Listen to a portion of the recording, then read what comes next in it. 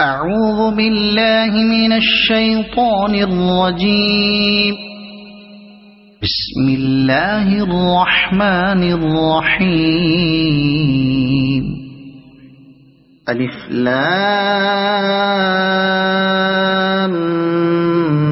ميم را. تلك آيات الكتاب والذي أنزل إليك من ربك الحق ولكن أكثر الناس لا يؤمنون. الله الذي رفع السماوات بغير عمد ترونها ثم استوى على العرش وسخر الشمس والقمر كل يجري لأجل مسمى يدبر الأمر يفصل الآيات لعلكم بلقاء ربكم توقنون. وهو الذي مد الأرض وجعل فيها رواسي وأنهارا ومن كل الثمرات جعل فيها زوجين اثنين يغشي الليل النهار إن في ذلك لآيات لقوم يتفكرون. وفي الأرض قطع متجاورات وجنات من أعناب وزرع ونخيل صنوان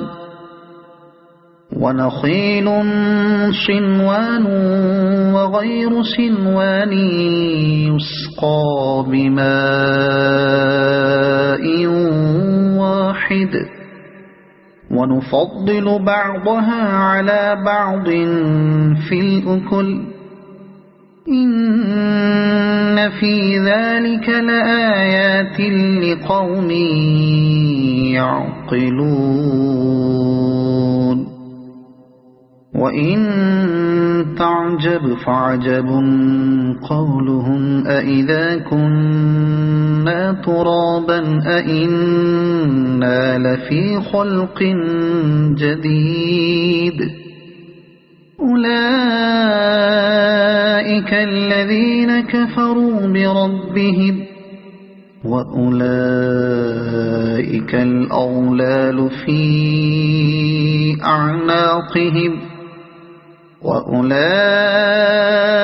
أصحاب النار هم فيها خالدون. ويستعجلونك بالسيئة قبل الحسنة وقد خلت من قبلهم المثلات وإن ربك لذو مغفرة للناس على ظلمهم وإن ربك لشديد العقاب. ويقول الذين كفروا لولا أنزل عليه آية من ربه إنما أنت منذر ولكل قوم هاد. الله يعلم ما تحمل كل أنثى وما تغيض الأرحام وما تزداد وكل شيء عنده بمقدار.